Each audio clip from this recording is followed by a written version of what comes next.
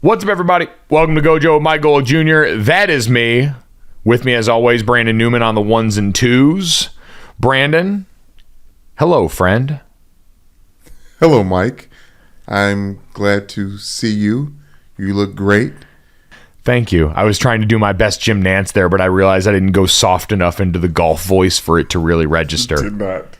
Yeah. I did not pick up what you were putting down. I just was like, okay, we're talking slower. It's really hard to replicate, man. That's why they pay Jim Nance all that damn money. It's why he can finance his own Vineyard Vines brand. He's built different. Oh, man. Speaking of built different, we got a great show for you guys today. As always, make sure you download, subscribe, rate, review, leave us a 5-star rating, and check us out on the Gojo with Mike Renner Jr. tab once you've subscribed to that. Mike Renner from Pro Football Focus, their lead draft analyst, going to join us today to chop up a little NFL draft talk. He just did a 3-round mock draft, which, boy, God gives his toughest battles to his strongest soldier, and that soldier was Mike Renner earlier this week. So talking about quarterbacks, where they slot into this, including one he has making a pretty sizable fall in the first round, the Hendon Hooker conversation that's picked up lately, are running backs going to matter this year, and a couple of his sleepers from the NFL draft. And Brandon, he is also a former classmate of ours. You're going to see in the background for anyone watching on YouTube, he's got the freaking 4 horsemen right behind him there, so even more Notre Dame podcast. We get more and more Irish as the weeks go on, Mike. But are you a mock draft person? Do I like consuming them? Oh, Not, God, obviously, yes. No, obviously we love consuming them, Mike. I'm asking, do you get some skin in the game? Because I kind of, coming fresh off of the tournament, I want to know if there's the same type of disappointment when the bracket gets busted as your mock draft round 1, round 2 gets busted. You know what? I've done mock drafts like our friend Paige Demacos, who came on the podcast here before, over at the Draft Network. They've got mock draft tools on their website. And every once in a while, I'll go play around with that. But no, I'm not as steadfast to it. I'm more of a vibes-based draft analyst. So I enjoy watching the players, getting to know those guys. I know the players I end up liking going into this, and just want to see them find good homes. Like, as someone who covers this coming from college, where I get to watch and cover all these guys, calling games and doing that, I want to see my large adult sons find homes in places that aren't going to ruin their careers after I see them do all these great things in college. So I'm like a worried parent on the first day of school. That makes a lot of sense, and that it's almost, you have more skin in the game in this way because you care about the actual person. It's what happens, man. You learn all these stories in the game notes, and so those will certainly be coming up along the way as we discuss some of these draft prospects. But Mike's going to be here with us. We've also got a little bit of MVP talk with Joel Embiid that may finally be over, according to his coach. But Brandon, we do probably need to start, as spring is officially sprung. So for a lot of people, there's different markers for when we get to the season. Mine is always when it's time to re-download the Masters app. It is, I think, the most functionally useful, aesthetically pleasing, and just overall good time of an app to have for any sort of sporting event. It is constant clips going up of all these different points in the round, the leaderboard there. It gives you all the information, and it presents it in a way that only the Masters can. Reeking of azaleas, green everywhere, and just a good clean cut bit of branding. So it's when it finally feels alive for me. Walking into the tournament, we had the par 3 contest yesterday. You get to see all the guys out there with their little babies. Max Homa and his new little baby. Rory McIlroy having his daughter try and get up the sand with the big rake in there. They've all got the little golf outfits on, which I think we're trying to get one in the works for my nephew Jackson for our Golick Family Subpar Classic this summer, because there are few things on this earth cuter than a kid in a little caddy outfit. I don't know if you've seen those, the little white caddy jumpsuits for the kids. I have not, but I can imagine a painter's outfit, if you will. But Mike, as someone who downloads apps and just keeps them in perpetuity, when do you undownload the Masters app? So, great question. Usually at some point in there's no hard cutoff date. I don't live my life that way with major holidays, and the Masters weekend is a holiday in sports. And so, like my Christmas tree, it'll come down when it comes down. Pretty much every holiday decoration, there's usually a remnant of almost every holiday in my house at any given moment in time, except for Valentine's Day, because obviously single gang for a long time now. But no, I don't put a real limit on it. Just at some point when it's, because I usually leave it out. I don't put it into any of the groups that you can do on the iPhone. I leave it out on its own. And so at some point I'll just notice, okay, this is just taking up space on my phone. I've already got too many pictures on there, and so it's got to go. Okay, thank you. I'll stop derailing. No, there's no derailing. It's an exciting start to the week, and these are the important questions that comes with it. Really, going into this week, the Masters is great because it's the first major of the year. It's the one everybody knows and is familiar with. We've got all this history. And in this case, this year, the storylines are very easy to follow, even if you're just a casual fan of golf parachuting in. Like, obviously, for the Masters, it's always going to be about Tiger Woods first and foremost until he's done playing. And we both know he's talked a lot more openly about, I only have so many of these left. I'm only going to play so many tournaments that aren't the majors at this point. And so we're soaking up every little bit of Tiger nostalgia we possibly can. He just does a different thing to everybody. And even if we know him winning would be an insane long shot at this point, like it's not quite Leicester City in the Premier League from a few years ago, but it feels that way, and understandably so, that, you know what, we just need to kind of take the time and enjoy it. It's one of those things that we always talk about that with LeBron and Tom Brady appreciating it while we still got it around. Tiger walks into the weekend at plus 9,000 to win, and a lot of that just feels like home field advantage. It's a course he knows really well. Like, the one for me would be Tiger to make the cut at minus 165 on DraftKings Sportsbook. Feels like the right place to set our hearts going into the weekend. It's going to be bad weather on Saturday and Sunday, and so just mentally preparing that Tiger Woods, who gave us a moment unlike any other at the, a weekend unlike any other, might not have that tool in his belt anymore. So the world begins and ends with Tiger at Augusta National. That makes perfect sense. We got the live angle of it this year, which I know the players have tried to downgrade, and it's just kind of impossible not to have that specter there. It's been the most transcendent story in golf ever since it happened, ever since Phil Mickelson and the comments that he was giving to a guy that was writing a book became public about how he knew the human rights atrocities that the Saudi government had been linked to, and then ended up missing last year's Masters for the first time in, I think, 24 years or something like that for Phil. And so we haven't seen or heard a lot of him publicly since then, or at least not as much as we had been used to for a guy that was ubiquitous with the sport of golf and a media darling and incredibly sellable. And walking into this weekend where we've heard from Cameron Smith and some of the other live guys, Brooks Koepka, the guys that'll actually be potentially in contention. I think Dustin Johnson is the live golfer with the best odds to win the tournament at plus 2,200. Those are the guys that know. Cameron Smith, I think, said it out loud. They know they got to kind of put on for the live to feel like it's got any shred of legitimacy, because they keep losing court battles against the PGA. Nobody's watching them on the CW. There aren't a lot of wins to be had for them right now, other than these guys all lining their bank account with contracts that, as we learn more and more about them, seem increasingly more restrictive and FUBAR outside of the incredible dollar amount that goes along with them. Is it not legitimizing live just to have golfers from live in the Masters? Obviously, they were PGA golfers before, but the representation is what it is. Yeah, so there's 18 golfers from the live circuit in this one. And yeah, that's a great point, because when we were having this conversation last year and we had Stu Gatz on the show, he said the biggest bleep you, the PGA, could throw back at the live golfers who they went out and tried to keep from other PGA Tour events was if the majors got together and really led by the Masters, since it's sort of the granddaddy of them all, would they be the ones to say, no, we're not going to allow these guys to come through here? When the Masters decided, hey, we're going to do this business as usual, we're going to operate and build our field the same as we always have, that's a win in a certain way. But Brandon, Phil Mickelson, as we see him back here, like gaunt, looks like he's lost a bunch of weight, by all accounts, because I can't see it ever, is playing really poorly on the live tour.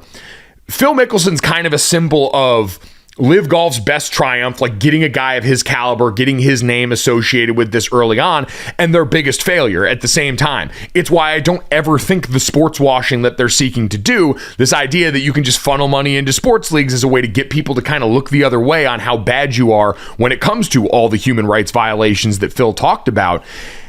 He screamed the quiet part at the beginning. Now, it was leaked from someone who was writing a book. He thought it was off the record, but however it goes, he said the words out loud that made their way to the surface. And so now every time Liv comes up, you don't get the benefit of being talked about like a normal competitor. You've gotten some of that, but at the end of the day, the sentiment that we all know is, and the reason that you've had the PGA and Liv as these warring factions, is everyone knows it is laced with blood money. It is this money that's quite literally trying to be laundered through this league in order to buy a better reputation. And because you walked in with that as the opening stanza, I just don't think there's any way they ever get there. And ever since then, we've just seen the losses stack up for them in the court of public opinion and actual courts. And so I think Phil being back here and not doing any of the press conferences in the lead up to this and really trying to dodge and deflect this is kind of a symbol of, yeah, you were able to line your pockets. And we know Phil talked about these grandiose goals of pushing the PGA to do things that we've seen they've actually done. But at the end of the day, the long play for this was never about, I think, being competitive with the PGA on that level, even as much as it was trying to buy a better reputation for a group of people who thought money and sports were their way to do that. And I just don't know if it's possible in the ways that they intended because of what went on with Phil Mickelson. The last portion of this that's directly connected to that is Rory McIlroy. Like, obviously, I go into all these tournaments rooting for Max Homa, the internet's favorite golfer. Seems like an awesome dude. You know, you've got the Tony Finau's of the world. Obviously, Scottie Scheffler, your world number one, is an absolute animal. But Rory McIlroy, who has the second best odds to win on DK Sportsbook going into this, is the guy who's been the leader for the PGA alongside Tiger Woods during all of this. He was a golfer we've known forever. I mean, God, he's been on the PGA Tour now for over a decade, playing at the highest level, winning majors. And this past year and change, when this all happened, though, he really took more of that vocal role. He stepped out in front and said, I'm going to be Captain America, you know, tongue in cheek, obviously, because he's not American, for the PGA, and kind of put on for my city. And so now that we got to that point with him, it just underscores again, like we talked about the importance of Liv going on and putting out in this. Rory McIlroy, who has been chasing the career Grand Slam now, this is his 9th attempt at completing the career Grand Slam, which is winning all 4 majors in his career. Augusta's the last notch on his belt, and he has had some freaking heartbreakers here. Finished second last year, tied for 4th in 2015, tied for 5th in 2018 and 2020. He had that 4-stroke lead going into the final round in 2011, and then posted the worst final round score for a leader in the 75-year history of the Masters in excruciating fashion. Like, anyone that remembers watching that 3-hole stretch from 10 or 4-hole stretch of 10 through 13 remembers the anguish that guy was in. So there's ghosts. There are severe demons with Rory and this course, and it was always going to be a big story, right? He would be the 6th player to ever complete the career Grand Slam. It's Jack Nicklaus, Tiger Woods, Ben Hogan, Gary Player, and Gene Saracen. That's it. So it would be elite company and an accomplishment of its own, but I just think because we've seen him take on this leadership role, and because we've talked about some of those stakes for Liv on the other side, if Rory was able to get it done now, where, you know, he's been good, he's spent time at world number 1 this year, but hasn't won a major in 8 years, it would be quite a time for him to do so. I like what I saw from him. There's an article on ESPN that Rory talking about the ghosts of the Masters that he's facing, and he said that losing last year to Scottie Scheffler, but actually being in it till the last couple strokes, was getting over the mountain that we are acting like winning the Masters would be for him. He said it was for the first time he could see himself winning. He could see how he could end up winning the green jacket at the end of the day. And I think that might be a big difference for him going into this time around. But to be always compared with Tiger, and obviously he is, because those are the 2 mascots for the PGA right now. I mean, Tiger won that thing when he was 21 years old. In the 90s, like I feel like the whole concept of the comparison is lost on me. And if Rory does it, it's very personal and individual for him. But like trying to I hear what you're saying. Like, he could be doing like Mount Rushmore golf status things by getting this win, but all of the narrative around it just feels like it's more insurmountable than it is like his time. Well, it is at this point because he's 33 now. Like we talked about it, that went down when he was 21 back in 2011, and so he's got a lot of time still. Like as a 33-year-old, I like to lie and say that he's still a young man, but at some point, it happening this many times, and if he misses for a 9th straight chance at this, every year is going to get more and more pressure filled. He's been working with a sports and golf psychologist to try and help get over some of this stuff. Like, golf's an insane sport where the 6 inches in between your ears that's the enemy you're going up to face as much as any player on the course. Like I always joke how we can't yell at any of the golfers or talk during their backswings because they have to go out and attack this little bitty white ball. Meanwhile, I had people like you trying to sack the quarterback and run me over, and 80,000 people felt like screaming. Like, the stakes feel a little bit different for each of us, but the enemy's really in your own head in golf. Any of us who've gone out in the course and played, you know how quickly it can spiral. And for these guys, with as much as on the line financially and legacy wise, you can see how something like that's going to add up for a guy like Rory. And so I think it'd be cool to watch him win. I know I'm kind of rooting for that story. You know, I'm not really a guy that's a diehard fan of one golfer necessarily. That would be a pretty cool way to cap what's been the last year or so for Rory McIlroy. So plenty of good stuff in there. Enjoy the pimento cheese for everybody that's down there on site. Brandon, you and I got to go on the sweat and rehash our Masters dinners. And I will say, you came very correct. Scotty Scheffler got to do his Masters dinner, and it was adorable. He had burger sliders, just the everyman. He had them Scotty's way, which is just putting like French fries on them and shit. I love that. We've been talking about what Scotty style is, to find out that it's just a little bit of fried potatoes on top. That's wholesome right there. Scotty style sounds like a golf cartoon they would have made in the early 2000s when we were still watching them. Like, it just it seems perfect for him. But we were inspired by that. We went on with our dear friends Emerson and Jesse over at the Sweat yesterday, and I hugged tight to the one we talked about with Dad on here. I said doing hibachi for the Masters winners would be exceptional. Watching some of the old timers have to try and catch the shrimp or the broccoli when he throws it off the spatula would be great sport. You know, you'd probably have a couple of the guys getting loose on the sake. I saw the AI rendering they did of all the Masters winners partying the night of the rendering they did online. I didn't see that. It was electric, but yours was incredibly thorough, Brandon. Do you have it in front of you? I do, Mike. I do. It's a big breakfast for dinner guy. Love me some eggs. You know what I mean? Love me some, just an excuse to have dessert again. Really, you know, that's what breakfast is. We actually got in a debate in college. Do you remember when I was trying to convince you that cookie was a pastry? That cookie was a pastry? Like, that cookies should be like out with breakfast stuff, just like donuts and other, because it's just like, it's not that far off. Yeah, I understand, like, most breakfast stuff is dessert. The greatest lie that I ever told myself was that muffins were a healthy breakfast alternative and not just cake with a fancy top. Yeah, cupcakes without icing. Right. And you're a big icing guy. They're just naked cupcakes. Right, exactly. Okay, but anyways. Some of them do have ice cream. Shout out to the Martin Side Door Muffins. They had a couple cinnamon rolls in there that were drenched with the good stuff.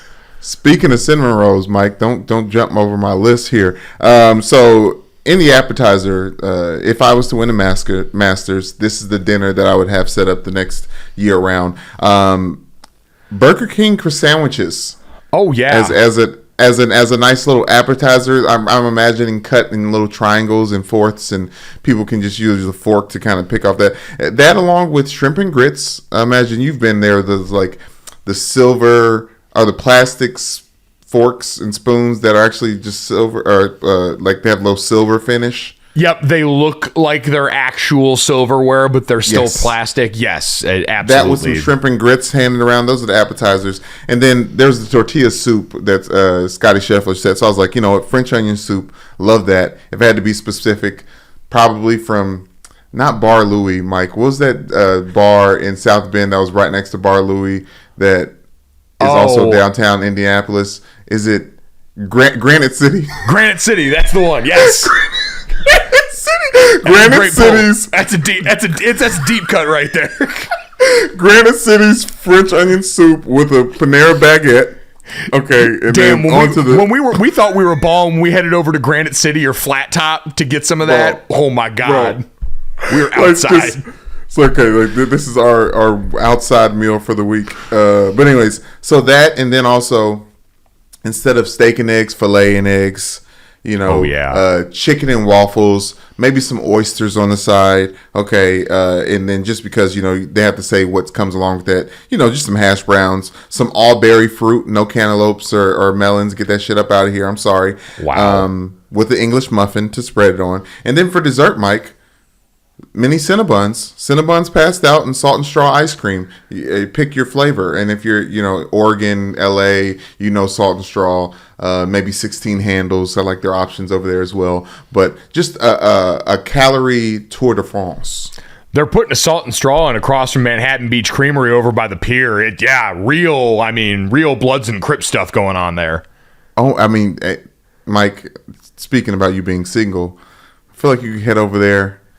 Maybe borrow a friend's dog. Just wait in line, because you do have to wait in line a little bit of salt and straw. I know you don't like doing that, but it's worth it. It is definitely worth it. I went with you and Michelle when you guys were out here, and my eyes were definitely opened. I would love the dog card is the next step in me eventually finding a significant other. Brandon, it's a tremendous spread. The melon slander is kind of iffy. What was the one before the cinnamon roll that you pointed out? It was the hash brown, all berries, fruit, and then the English muffin. The English muffin to me is a sneaky star of this always, because it's the breakfast carb with the most absorption. It's a big sponge basically, especially when you butter that bastard.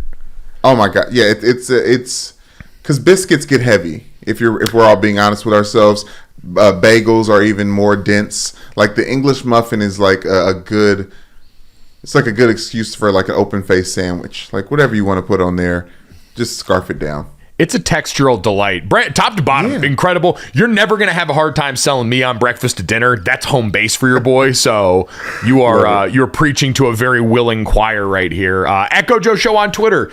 If you've got any criticisms of our wonderful Masters winner spreads, how dare... By the way, for anyone, GolickSubparClassic.com or GolickSubpar.com is the website for our family's charity golf tournament this year. We announced in honor of Masters Week, we are doing green jackets with the Golick family logo for the winning group at the golf tournament. So the stakes just got raised. A tradition just like that one other.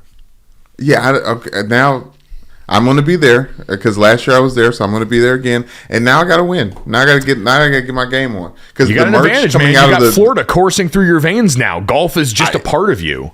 It is, Mike. And shout out to everyone over there at the Subcar Classic. The merch lives on. Like I believe I saw Kyle Rudolph just casually wearing one of the Subcar Classic hats in a post recently. I was just like, it's real. Quality speaks for itself. Amen. GolickSubparClassic.com. Make sure you check it out. Get you some of that fine merch. We'll have plenty of auction items coming up. We got a lot of time to tell you more about that. But Brandon, we have very little time left in the NBA regular season to tell you about why Joel Embiid is probably going to win the MVP at this point. Joel Embiid coming off of a 52-point. It wasn't a beatdown because it was a close game against the Boston Celtics that were without Jaylen Brown in that game, were without Robert Williams, one of their centers in that game, and almost had a Jason Tatum tying shot that would have sent it to overtime near the end. As Joel Embiid said after the game, we found a million ways to try and lose that thing. Him being on the court wasn't one of them. 52 points later, a million shots at the top of the key later. He was... as advertised, it was all of the best parts of Joel Embiid that we saw at a really important juncture, because I saw on ESPN.com they did a straw poll of the MVP race coming off of this weekend before that game had taken place, and they said it was shaping up to be one of the closest MVP races they had ever seen. You've got Giannis, Embiid, and Nikola Jokic that had been at the top of this, but really it had been the Jokic and Embiid conversation for a large portion of this year, and for a long time Jokic was on that historic tear, and then things started to get a little bit different, right? All of a sudden, you look at Nikola Jokic and what's gone on with that team. They started losing a little bit more down the back stretch of the season. They had Nikola Jokic then missing games. He missed 3 games and then came back and played like shit against the Houston Rockets when they had a chance to clinch the 1 seed in the Western Conference. And it does feel a little cheap because it's all being whittled down to like, what have you done for me lately? But I don't really have a lot of beef with it because it's been that close all year. And so how you want to stamp this on the way out does in fact matter, which prompted Doc Rivers to say last night was the end of the MVP race in his mind and that Joel Embiid had gone out and won that thing. I am perfectly fine with that, Brandon. Like, if that's...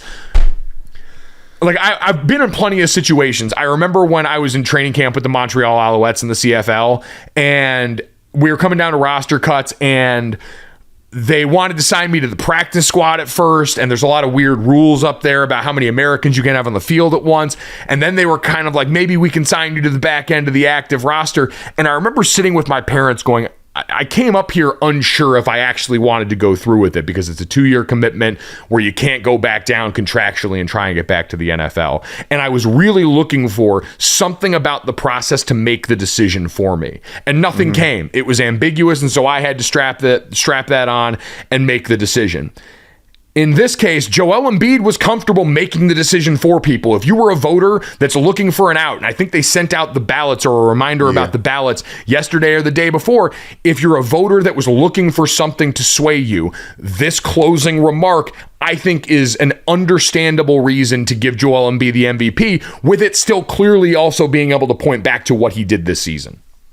He said the other day that he's going to go down as one of the best shooting big man. I think he said that he's the best center of all time when it comes to shooting, things like that. But he has a point to the new version of how basketball is played for a 5 and how he's adapted and how his game has really gotten better since his time at Kansas and, his first couple years in the league where he had to sit out the majority of the time. Like, now, this is him striking while the iron's hot. I don't know if we need to see a playoff push for him to really justify this, but... Well, remember, it's a regular season award, so it's going to be based on what's happened so far. And Brandon, to that point, yes, Joel Embiid, listen, his case is that not only is he, I think, second in scoring right now behind Jason Tatum, which, my God, Jason Tatum at some point is going to get him one of these MVPs too. That man... is remarkable. The Boston Celtics, that was honestly the biggest takeaway I had coming off that game. The Sixers have been 0-3 against the Celtics. They avoided the season sweep by beating them in that game. And it was still touch and go. Joel Embiid played the best game humanly possible, and it was still almost a game that went to overtime with Jason Tatum just out there making it happen. I know Al Horford, Grant Williams, Al Horford had been for so many years the Joel Embiid stopper, and he was just going out there and putting in work on him. I don't want to attribute too much Robert Williams would just be the difference, but the Celtics are about not only the best backcourt in basketball, which Jason Tatum didn't have Brown out there with him, but also the depth on that roster that allows them to be a problem for a team like the Sixers that are a little bit more top heavy. I came away from that game going, man, if this ends up where we get Milwaukee 1, Boston 2, and the Sixers 3, and they can see them in the second round, we might be dealing with yet another uncomfortable situation where the MVP is going home before the conference finals. Because I'm picking Boston in a 7-game series against the Sixers right now. Yeah, but I feel like the Sixers have maybe gotten over that hump. One of the cool things about Embiid scoring so much is that the rest of the team struggled outside of Harden scoring 20 points. I think the team needed that. They won 103 to 101. You know what I mean? On the back of 52 points from Embiid. And I think the biggest stat line for that is 20 of 25 shooting. I feel like you can't give Embiid the MVP because of one game, but because he has been in the conversation quietly at sometimes and loudly in others the entire time, it wouldn't be a surprise that at the end of this season, especially with the Joker fatigue, for him to come and steal his first one this year. And I hate that it would be even thought of as that way, because I don't want fatigue for a player's greatness to be a reason that we don't give him that. Like when Joker was healthy and on the court and doing what he had been doing for so much of the season, I would have been totally comfortable with him giving another one. I get the historical precedent of it, but that's not what we're here to do. We're here to give out an award for who played the best basketball during the regular season. That's the award.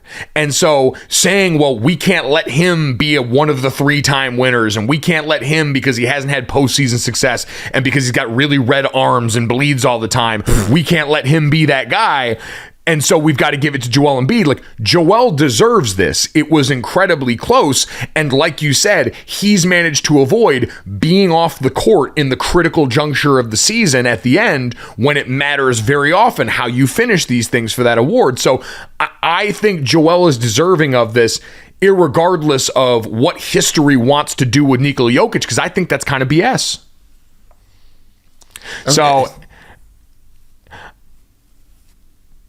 I see the disappointment on your face. I'm going to take that. I'm going to deal with it. I think Embiid, it's time. And just like you said, Jason Tatum at some point in time is going to get his MVP. We all agree. He finally got those shoulders in shape, and he's been one of the most dominant NBA players that in the league for the last 3 years comfortably. But, you know, like as someone who had to sit here upset that James Harden was getting MVPs, but you couldn't deny the numbers and the impact, I think that same level, if there's anyone's hating on Joel Embiid, this is that year for him. Like, you can't deny the numbers. Yeah, he's got the requisite momentum. He's been derailed by injury constantly. He's there. He's absolutely there. I do think it's funny because we're talking about the effect one game can have on this. Doc Rivers, I think this might have been when Joel Embiid sat out the matchup between the Nuggets where it was supposed to be him versus Jokic. And Doc Rivers came out, I think it was before that game, and said, it's Joel's body of work that speaks for itself. We did the right thing there. So I asked if he thought Embiid missing that game could impact his candidacy. He said, we did the right thing there. So I didn't think that's fair. You're not judged for one game that I know of. You're judged for the entire season by your record, by your team's performance, and he's been dominant. I understand, again, this is one game that's a stamp on what he's done all season, but it doesn't make it sound a little bit like Alanis Morissette irony there. I mean, Doc Rivers is the king of talking out of both sides of his mouth, but depending on the press conference or the question, really. Exactly. Doc, you know what? Doc doesn't let the past dictate the future, and I appreciate that about him. I also appreciate that this MVP race has actually made basketball people go away. I heard, I forget who it was, and I'm going to be so mad at myself. I was listening to it was either the guys on PTI or somebody else talking about this, advocating for the use of raw stats, like the scoring title as a cumulative number instead of per game, because it takes into account how many games you actually played, since that's, we know, a big priority for the league right now. And I'm like, we have been over here in football for years trying to convince people that raw stats are not the way to go, and that we've got better numbers, at the very least use per game numbers, let alone some of the things that Football Outsiders and all these other analytically inclined people have done to make smarter football stats, because volume stats don't really tell us as much as we think. Basketball's like, actually, we kind of need those back at this juncture, if you don't mind. Realistically, the whole analytics argument was so funny to me because it really is a sport by sport conversation. It is. And like, listen, deep stats still love Jokic. Speaking of analytics here, like player efficiency rating, it's Jokic 1, it's Embiid 2, win shares per 48. Jokic is by far ahead of everyone. And I hear Bomani Jones on his podcast talk all the time about how that's one of the most predictive stats when it comes to who ends up taking home the MVP. Box plus, like all box plus minus, all those things love Jokic. Joel Embiid goes out and can affect the game on both ends of the court of the floor. He scores at an unholy rate. He can take over a game like he did last night, and he's been healthy at all the right times. So congratulations to Joel Embiid. Close it down. The award is over, and I'm sure nothing crazy will happen from here on out. Speaking of crazy, Brandon, we are going to get to our friend Mike Renner from Pro Football Focus, where among other things, we will talk about it as mock draft, why the Ravens trade back to the Los Angeles Rams, even after, did you see that press conference with John Harbaugh and Eric DeCosta yesterday, where one of the reporters, a few of them, tried to ask about Lamar Jackson, and one of the media folks from the Ravens that works for the team stepped in and said, Please be respectful. We are only talking questions about the draft. And John Harbaugh had the deadest, saddest look in his eyes I have ever seen. That man is in hell with the way things are going. In a press conference where, by the way, Eric DeCosta said, based on the grades we have in our top 31, it's not out of the realm that we would take a quarterback in the first round of this year's draft. The worst part about it, Mike, was that Harbaugh tried to squash it. He said, actually, guys, we're only taking draft-related questions. I know you guys want to know about Lamar and the quarterback. And then about 4 or 5 other reporters came in. That's when the PR Ravens was like, guys. But this is the bed they made. This is what they have to lay in. And I'm upset the answers weren't given, to be honest with you. Like, yeah. I'm usually not the guy that like leans toward the journalism. Like it's the journalists is right. They gotta ask the hard questions. They gotta report it. But like, give us something. The draft is basically here, and Lamar Jackson has requested a trade, and the Ravens don't have a quarterback. And as DeCosta answered, it's directly tied to what they might do in the draft. Like, if you're thinking about moving this dude, now all of a sudden that's got to be a very real priority. So that's a pressing question for them to ask. Yeah, and if they do move him, then you're dealing with another first-round draft pick, at least in this upcoming draft. Like, I think like it's not. This isn't a stretch to be asking about Lamar Jackson in a draft press conference. No, it is not, but it produced one of the more uncomfortable faces I have ever seen. Thoughts and prayers to John Harbaugh, man. Again, usually coaches are on the side of knowing, hey, when I got one of these fun quarterbacks, I really want to keep one of these fun quarterbacks because my job gets a lot easier. That's a face that really understands what a rock in the hard place situation he's in. We're going to take a quick break, though. When we come back, Pro Football Focus's lead draft analyst, Mike Renner, our old Notre Dame classmate, going to stop by and talk us through his latest mock draft.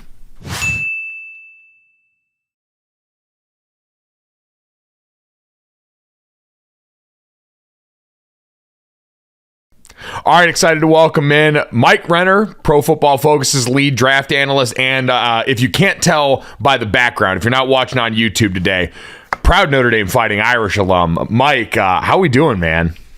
Yeah, former classmates, right? We were in computer applications 4018 or something back in the day together.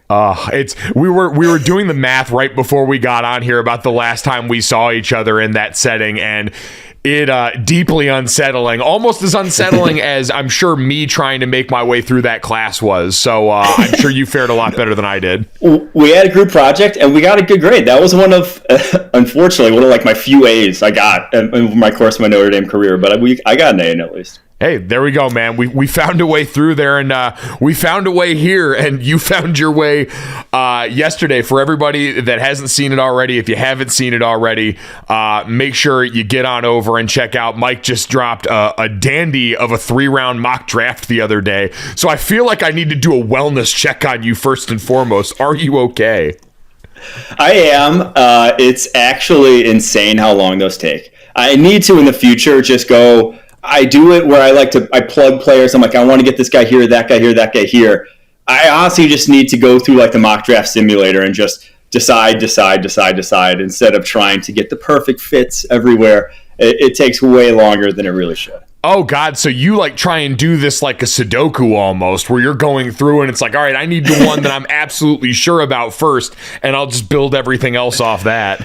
That is the perfect analogy, because you run into times where you're like, I need to like cheat here, like I need to find the answer. Someone like tell me, because there are times where I'm just like, there's no right fit for this one team with who I have left to pick from.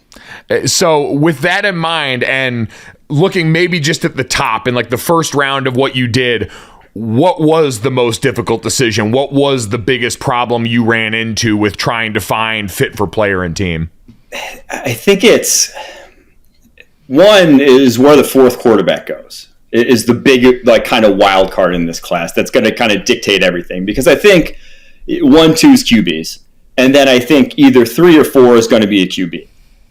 But then you have either probably Will Levis or Anthony Richardson. Where do they end up going? Because kind of the musical chairs at quarterbacks, everyone's found their chairs there in the top 10. I don't know who else among the Lions, Seahawks, Raiders, Falcons at this point is going to pull the trigger on a quarterback. I don't think there is. So at that point, where does that next guy fall? I ended up having Will Levis be the faller, be the guy who slides. And I had him sliding all the way at 22, where then I had the Rams trading up. So that was kind of figuring that puzzle piece was kind of the initial one. The initial domino that had to fall there. Does it give you any pause, because that was the Rams trading up with the Baltimore Ravens, and we just heard from Eric DeCosta what'll be yesterday when this podcast drops that they're not opposed to taking a quarterback in the first round based on how they've got this graded. So does that kind of throw a wrench into the thinking already? That is the one team that I was like, do I give them a quarterback? Because I think from their plans, they're trying to call Lamar Jackson's bluff. I don't think they have any, I guess, indication. They were not doing this to try to move on from Lamar Jackson. They were doing it to kind of just say, hey, Lamar, here's your market. We will match it. But here, just to let you know, this is what the rest of the NFL kind of thinks of you. And so I think that was their plan all along. So I didn't think they were going to go QB, but obviously when they are a very analytically driven organization, it doesn't hurt you to have two QBs, because one of them, obviously, like if one's good, then you have a super valuable trade piece there. So I guess that's one where, in retrospect, probably should have thought a little harder about the Ravens being active in this class. Yeah, I mean, listen, the Rams getting involved in this, given where they are at in their team trajectory, and I'm sure the whispers of Liam Cohen, who just left the building to go back into the building, Will's in. There's a lot of crossover there that would make a fair amount of sense at that spot. You talked about that fourth quarterback. I feel like I've seen a lot of discussion in the last couple of weeks about the fifth quarterback and everyone trying to make that guy Hendon Hooker. Where are you at on the Vols' former quarterback? What's your eval on him? Well, one, like I was saying, it's hard to get the fourth one in. I don't know how you're going to get the fifth one in. And two, like Hooker's, I think he's super talented, and I buy into him like as a human being. I think this guy has it factor, and I think the improvement that you've seen from Virginia Tech to 2 years at Tennessee there's parallels to like a Jalen Hurts, where Jalen Hurts, you remember his freshman, sophomore year, yeah. It was like, he was like, haha, Jalen Hurts, the passer, whatever. By senior year, like it was a completely different animal. And then when he goes 51, me as an analyst, I'm like, that's like reasonable. Like he was good enough. And then by, year two, you're like, still is he an actual quarterback? And then by year three in the NFL, all of a sudden he's in the MVP race. So that's how the parallels I see with Hendon Hooker, that when he was at Virginia Tech, you're like, oh, this guy's, he's not even a quarter. Like he obviously got benched there. So like obviously there was that. And then at Tennessee, massive stride. But then there is just ACL, 25 years old, and you've watched the Tennessee offense. Like the concepts translatable, those terms do not relate to that offense whatsoever. Yeah, I think that's always the hardest part. And I'd be curious for you, like how you try and parse that out, because we've got such a mix of offenses, obviously, in college football. You get so many of these spread hurry-up systems. I hear people always give them the label, these Mickey Mouse offenses, where it's either chuck it deep, chuck it short, or have a quarterback who can run and go. And so what's the thing you're looking for in a guy, even in the midst of that kind of sells you on taking him? I think there's, other aspects of the quarterback position that are massive besides that. That's like how you deal with pressure, how quickly your eyes move. Because you still need to get a couple things. You still need to get a couple things done with your eyes, and how quickly you're able to do that. And then obviously just ball placement accuracy. You can still tell on an offense like that, which is where like he was excelling. That offense runs the way it does because his deep ball was still fantastic. Mm-hmm. He was dropping it in some bucket. And I think it is that poise in the pocket that you saw that was the biggest transition from him. He stands tall, the pockets collapse, and he was unfazed this last year. The one kind of knock I will say from his tape that is a little worrisome is that he will do that, but then as soon as there's any breakdown, as soon as he's going, he is a runner. Like he is not the creator that Bryce Young is outside the pocket. He doesn't have that aspect to his game yet. I think there's something like this last year. There was only 3 completions all year when he broke the pocket, and maybe some of that's a little of Tennessee offense, but that's just he breaks the pocket to run. He doesn't break the pocket to be a creator with his arm. So that's probably a little knock on him, but those other things, like I said, are definitely in his favor. You said the name because that is the polar opposite of Bryce Young. Like some of the most last second, not going to go until he sees the white of their eye and make the pitch kind of throws that you'll ever see. How worried are you about the size there? Because from a pure quarterbacking standpoint, he's the most enjoyable player I got to watch in this draft lead up among that group. But obviously the size is almost an historic outlier for someone that talented.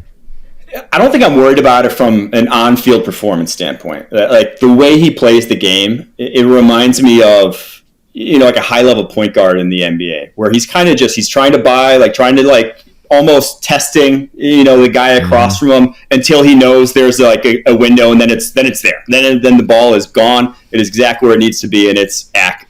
So I think that aspect of his game is something that I firmly think will translate to the NFL level that so few guys have. That we glorify Mahomes for that because there's not other guys that can do that. It's a difficult skill when it moves as fast as it does in the NFL and in the SEC. So I love that about his game. It's more injury. You Ray saw it obviously this past year, misses a game with a shoulder injury. He's just going to be subject to hits from bigger, more explosive, stronger guys, and he's not exactly risk averse when it comes to taking hits. He'll hold on to it till the bitter end on some plays where he really doesn't need to. And it's not, and he's a good as athlete. He's great escapability. I think he could play slot receiver in the NFL if he wanted to. I'm not calling for him to change position by any means. Don't get twisted here. But don't put words in my mouth. Yeah, please, God, don't aggregate this. Yeah, exactly. But I do think that he could see some Baker Mayfield-esque struggles in that regard, where he thinks he may be a little bit more athletic than he is. Baker is like the king of, I can outrun this 6'6", 260-pound DN that runs a 4.4. No, you can't, Baker. And I think maybe Bryce Young has just a little bit of that on his tape, that he could be tracked down a little more than he was in college. Yeah, he was the best at playing chicken at quarterback. Would go right up until the last minute and see who was going to blink first. And sometimes that did bite him in the ass. And I want to get out ahead of this with Bryce Young, because you're probably going to hear about it next fall. He's not a good slider. He did not probably play baseball. If you've watched him try to slide at all, it's awkward. So we're probably going to hear about that come the NFL, that someone from wherever he goes, whatever baseball team's there, had to teach him how to slide. Oh, man, one of the best storylines. You get the tarp out at practice. You get a little bit of that B-roll when you're getting through with the part of practice everyone can film.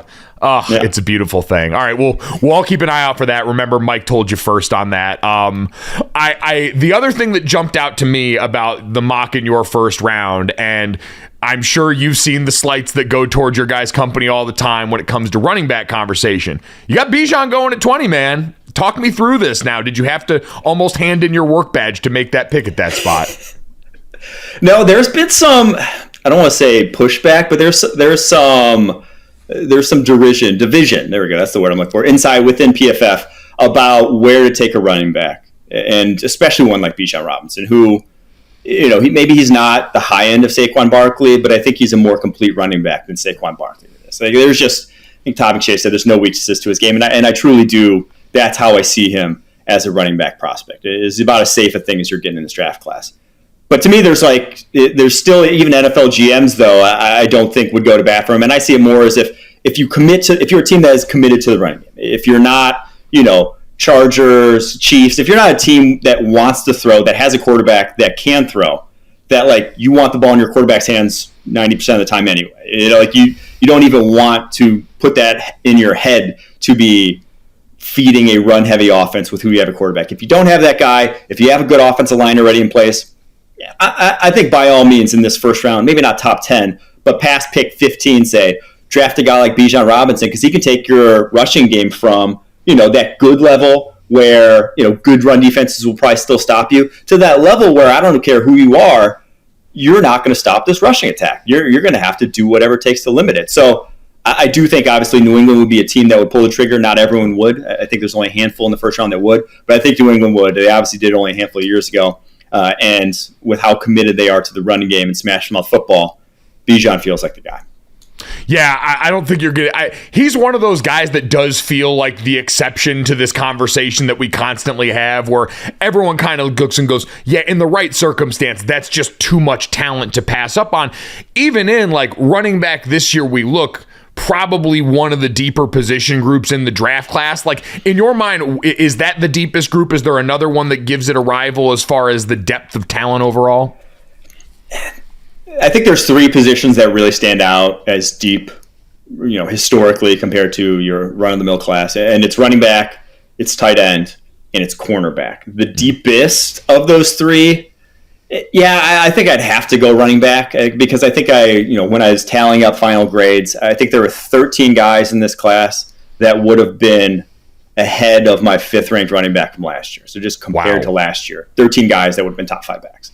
And I think you'll see that come draft day. You'll see something like 10 or 12 going by the end of day 2, I bet. It is a deep, deep class. And so when that's the case, that also changes the calculus of first-round running back, and that you could be Bijan the first, you get Jahmyr Gibbs in the second, though, if you pass on Bijan. It's like, because Jahmyr Gibbs has more speed, Jahmyr Gibbs is probably a better receiver. Like, there's things that Jahmyr Gibbs can do that Bijan can't. So that's always the other unspoken factor of, it's like, yeah, this guy's good, but there are other good guys, and they also go a lot later in the draft at the running back position.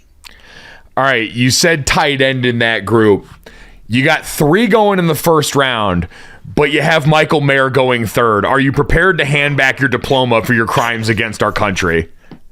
I do apologize to Michael Mayer, because I have been banging the table for him. Freshman year he showed up, I was in awe of what this guy could do at that young age. You do not see freshmen that physically put together on a collegiate football field ever. Just like ever. He is one of one. But we're have to haggle over a little bit of the ceiling talk here. That's what you're chasing. That's what everyone's chasing in the first round, because I think everyone knows that you're getting a damn good football player in Michael Mayer. Just the way everyone knows you're getting a damn good football player in Bijan Robinson. But it's how valuable is the run blocking, and how valuable is 5-yard out routes that he runs in his sleep and can kill a linebacker with. But in today's NFL, those teams are giving you that. It's the guys that can challenge deep that are really the guys who change the position at tight end, the Kyle Pittses of the world. And so that's why I have Kincaid ahead of him on the PFF board. I think Kincaid's more of that guy. And truthfully, I have Darnell Washington going to the Jaguars just because it's Trent Baalke. Like, Trent Baalke is a different animal when we're talking about what they're going to pick, right? Last year, Trayvon Walker goes 1. I didn't know a single person in the draft world who had Trayvon Walker, the number 1 prospect. Darnell Washington goes ahead of Michael Mayer because he's chasing these absurd traits guys. And Darnell Washington, if you talk about absurd traits, that's an absurd traits guy. Yeah, I guess I can't really fault anyone whose draft strategy is chase absurd athlete from Georgia. If that was your whole draft strategy at this point as a GM, I'd be able to look at you and kind of understand. Truthfully, though, I think that's everyone from Georgia. So just drafting Georgia players at this point seems like a good thing. And I think the Packers are trying to recreate 2021 Georgia defense anyway. So yeah, again, not a bad decision. Not a bad idea. Considering what your defense looked like if you were Green Bay last year, too. You'd probably like to see a little bit more of that pop up into the equation. I was very heartened by this. While I was a little upset about the Mayer stuff, you had Darnell Wright as the first tackle coming off the board here. So why are you a member of the Wright Hive alongside myself and others? I think, one, it was a fit thing. Going to Chicago, they need a right tackle. And I think in this draft class, these guys are close enough that I don't want to flip a Paris Johnson. I don't want to flip a Broderick Jones. And Peter Skoronski, for as much as, he's a hometown guy and would be, probably great for the 10 Northwestern fans in Chicago rooting for the Bears, I don't think he's your prototypical right tackle. You're Chicago. You're a run-heavy team with Justin Fields. That's what you do. Darnell Wright is an absolute monster, and he is a line of scrimmage mover. I don't care if it's at the SEC, collegiate level, or the NFL. He is going to move dudes off the line of scrimmage. So I think it's more of a fit thing. My OT1 is Peter Skoronski. I think he's awesome in pass protection. I think he's like, this guy is, to me, like a Zach Martin reincarnated. Probably not going to be that good, but you're just like that caliber of prospect where it's just like, damn good player. Don't care where you play him. Damn good. But Darnell Wright just gives you a little different level of physicality that Peter Skoronski ain't competing with.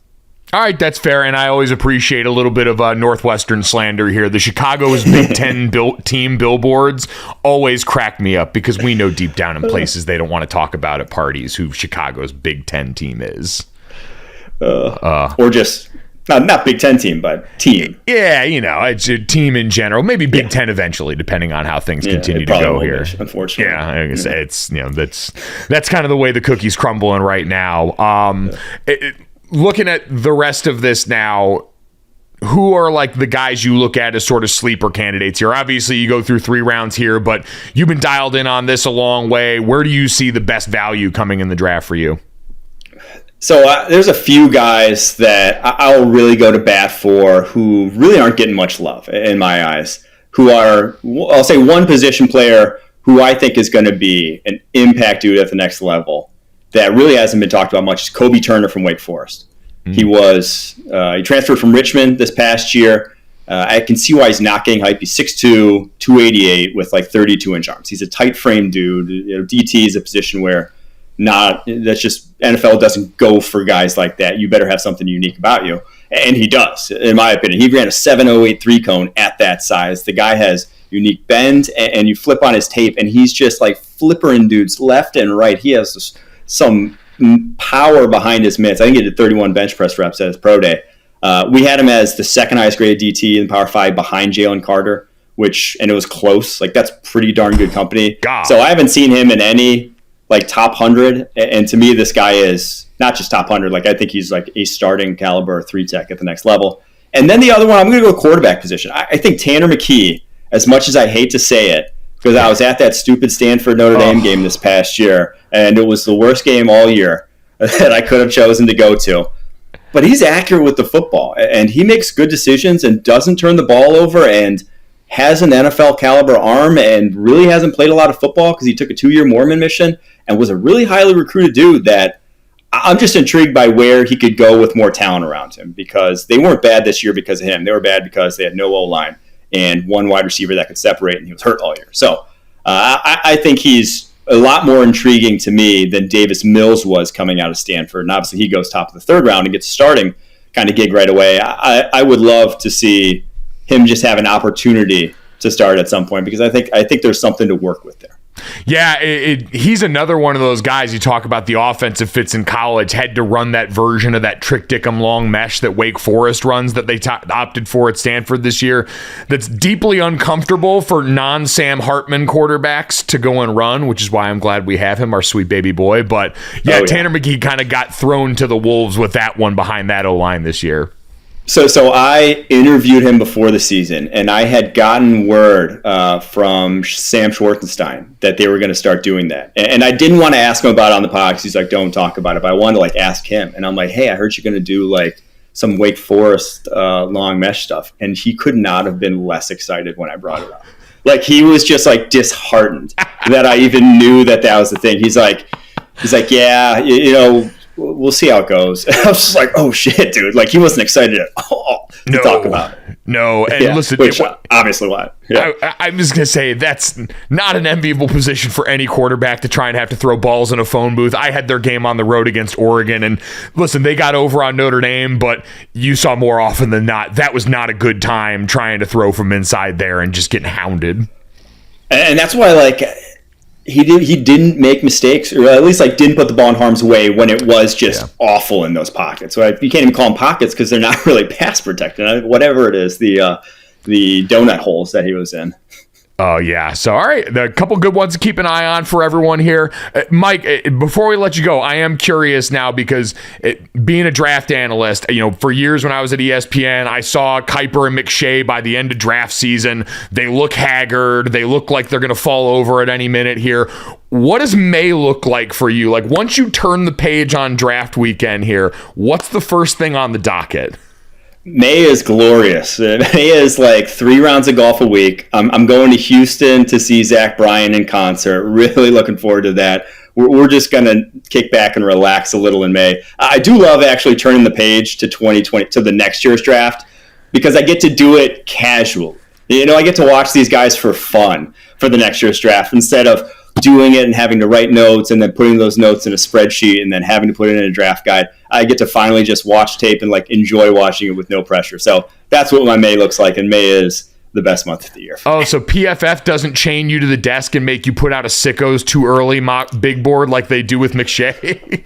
We do a too early mock. not a big board, and no takes. And the mock, I don't want to say mail it in. The breadth of guys I cover, not massive. We get to 50 guys, and we get a game or two of 50 guys, and then we throw that mock together. If you are a person out there in the world who is coming at Mike or anyone else for the depth or breadth of guys covered in the way too early 2024 draft, please, I encourage you to find God and find him soon. They're out there. Trust me, they are out there, and there's way more than you'd ever expect. Mike, this is a great reunion of our computer applications class. I appreciate the time, man. We'll have to do it a lot sooner than 12 years apart this time. Yeah, it really was. Thanks for having me on, Mike.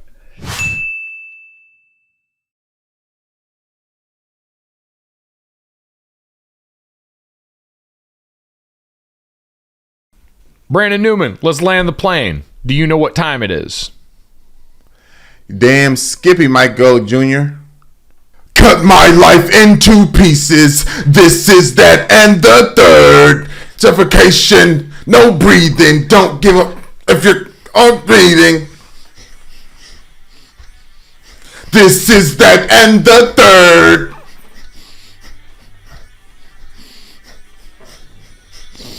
This is that and the third. 3 topics, quick. Took in a podcast. Oh, man.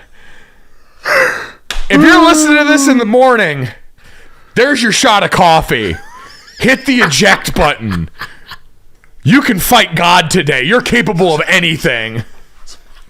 Wish somebody would tell me I'm fine. Losing my sight, losing my mind. Wish somebody would tell me I'm fine. Oh, goodness, Mike.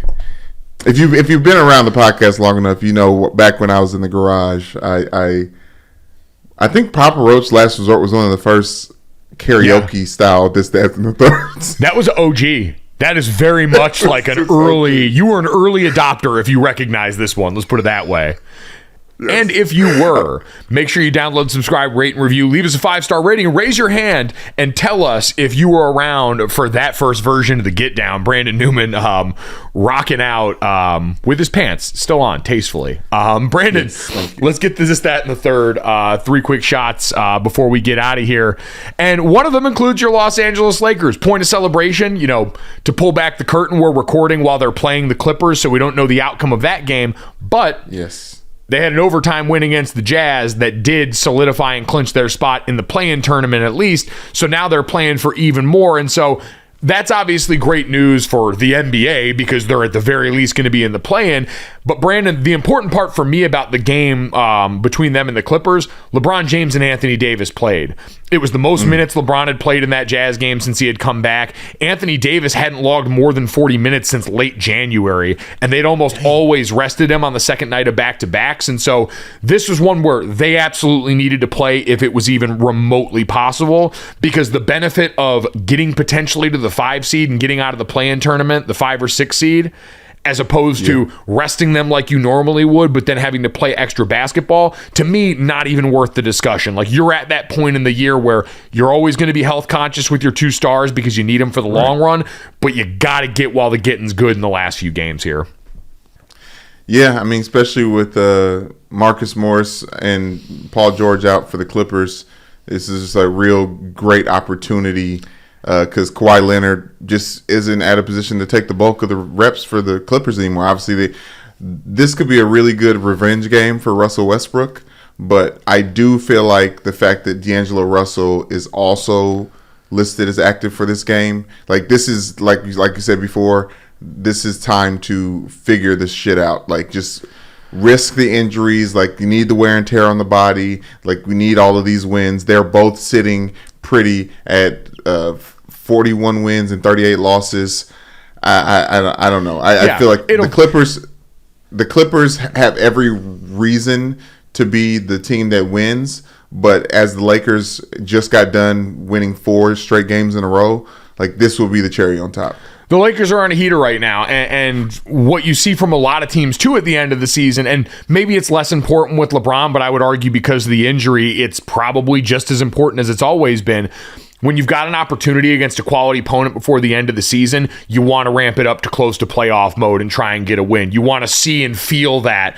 When we were getting ready for pro days, the advice that we got from the place that I trained was, hey, 3 days before, we want you to touch 80% of your 40. We want you to get up there, feel what it's like to get there, and then you throttle down that next little bit. And so the Lakers got to touch that, got to try and get themselves out of the playing game if at all possible right now, and then go from there. We'll wait and see. Again, this will be dated by the time you hear it, but the big news, they are in the dance. The Lakers did what I thought was going to be impossible when LeBron James went down, and they get to keep it moving. Brandon, they're not the only ones that are getting help, though. We'll get to that. Andrew Wiggins getting set to make his debut for the Warriors after missing since mid-February, dealing with personal issues. According to Shams, that personal issue had to do with his father, Mitchell Wiggins, dealing with a health situation, a medical situation, a very serious one. And we're glad that he's back. I hope that everything is well with his family, and I'm glad he took that time away. This is just kind of a reminder to everybody that wanted to jump to weird, ugly rumors on the internet about things going on in Andrew Wiggins' relationship, things that his significant other had to answer questions about, is gross. We know a lot and are given a lot of access. There needs to be room for privacy in certain areas of these guys' lives and for certain things. I understand a team coming off a championship performing the way Golden State did for a large portion of the season, especially when Wiggins was out, feels like the end of the world. There's stuff guys are dealing with all the time that's never going to make it out in public, that's putting them in a position where they can't be there in the ways they want to. So we got to be a little bit more respectful of that as a public. Yeah, I think we're on. I can't say that the entire society is headed in that trajectory, but I feel like the NBA and at least the reporters that are covering the game are. And I think I think Wiggins received some actual honest love and respect from Warriors fans and everyone covering the team in a real way. It was very human the way he was allowed to leave. Not allowed to leave. Obviously, you leave whenever you need to. But like the way he came back as well. Yeah, well, and that's a good reminder too. I'd imagine, like, we know his teammates knew, and every time Steph or Steve Kerr or Clay all got to the podium, their response was always the same about supporting their teammate during the time that he had going on and respecting his privacy. I'm sure most of the local reporters around there, the team, the personnel, knew. I'm sure they knew what was going on, or at least knew to some extent, which allows you to kind of put up the barriers. That's sort of when those relationships, because you spend so much time and you've got that kind of access, that it allows you to kind of put up the guards and really make it clear, hey, this guy's away and he's back when he'll be back, and we need to respect that. And usually when it's that stern, you should know that there's a good reason why. So obviously, thrilled that Andrew Wiggins is coming back. It's huge for the postseason push for the Warriors, what he does for them on the court. Legitimate. We've called him NBA Gohan for a while now, and to have him back on the court for the playoffs, huge win. I mean, that with the way Jordan Poole is playing right now, Warriors are just as dangerous as they ever been. Super potent Western Conference right in that middle, man. It's going to be a fun postseason on that side. Brandon, let's get to the third. We don't like ratings talk all that much. We did celebrate when the women's tournament did so many great numbers. We do have to also point out that the UConn win over San Diego State in the men's national title was the lowest rated final on record. Their national championship game drew 14.69 million viewers on CBS overnight. The previous low was when Villanova beat Michigan in 2018. UConn's... that was a great game. Oh, sorry. That was the previous low, though, which is crazy. Yeah. That's a buzzer beater, wasn't it?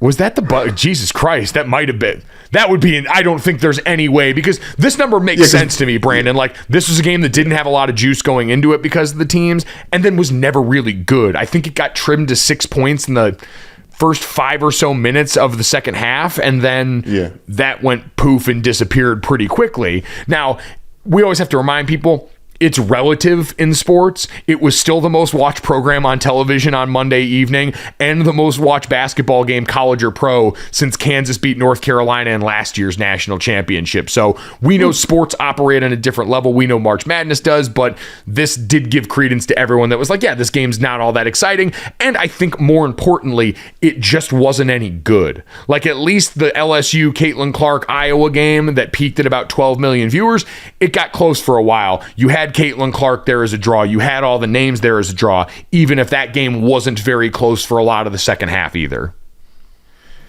Yeah, it's unfair. It's odd to say it like this, Mike, but in this world that we live in the media, you're watching something and you can almost tell who else is watching it, and it felt like felt like going to a gas station past midnight. It's like just kind of a ghost town. But I do want to clean that up. The Villanova 2016 against North Carolina was the big buzzer beater game. That Michigan win was, I think, DiVincenzo. Oh, White Dante. Yes. When he was, I think he's with the Warriors, right? Yep. Yeah, so that was his last game, and also Mo Wagner was on the Mo Wagner, was on the German Michigan W's, team man. at that point. They'll get you. Yeah. They'll get you every time. But no, it's a good reminder, and you're right about feeling it in that moment. This was, to me, it was going into it the Rams Patriots Super Bowl, like. Ooh. Little bit more juice because it was the Rams, because of all that. You obviously have Tom Brady, but the game was such a rock fight in the way that this one, at least San Diego State wanted to make it. You had long stretches without them making shots. No one wants to watch a defensive battle in a championship game unless there's a little bit of offense mixed in and it's a little bit close, and we didn't really get that. So yeah, no, that was really bad. I watched that Super Bowl with Earl Watson, the NBA player, and he was like, Brandon, this is the sport. Like, this is what you fight for. Like, this your king? Yeah, I was just like, I mean, Gronk. At least he's there too. He had that one nice seam catch. But you know who this doesn't matter to at all? UConn, because I've talked to a lot of my very hungover friends, and I think the mountains were all still blue. Everything still hit different after that game. So congrats to UConn. You guys don't have to give a damn. Danny Hurley, that school. Enjoy banner number 5. You guys all earned it. If you guys enjoyed this podcast, make sure you download, subscribe, rate, and review. Leave us a 5-star rating. Check us out on the DraftKings YouTube channel under the podcast tab, Gojo with Mike Renner Jr., and watch our faces there. Thanks so much. We'll talk to you tomorrow.